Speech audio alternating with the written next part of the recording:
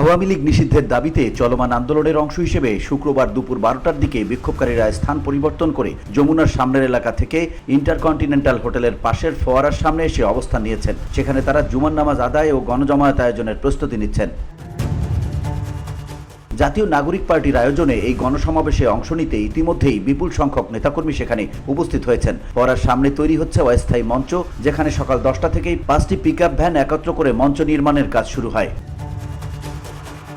জমায়েতস্থলে ইতিমধ্যেই মাইকিং শুরু হয়েছে। এনসিপির আহ্বানে দলমত নির্বিশেষে সকল নাগরিকদের এই গণজমায়েতে অংশগ্রহণের আহ্বান জানানো হয়েছে। সকাল 8:30টার দিকে এনসিপির দক্ষিণাঞ্চলের মুখ্য সংগঠক হাসনাত আব্দুল্লাহ এবং দলের মুখ্য সমন্বয়কারী নাসিরউদ্দিন পাটোয়ারি যমুনার সামনে চলমান বিক্ষোভ কর্মসূচি থেকে এই গণজমায়েতের ঘোষণা দেন। তারা জানান, যতক্ষণ না আওয়ামী লীগকে ফ্যাসিস্ট ও সন্ত্রাসী সংগঠন হিসেবে নিষিদ্ধ ঘোষণা করে নিবন্ধন বাতিল করা হয় এবং তার বিরুদ্ধে বিচারিক রোডম্যাপ প্রকাশ করা হয়, ততক্ষণ পর্যন্ত এই আন্দোলন চলবে।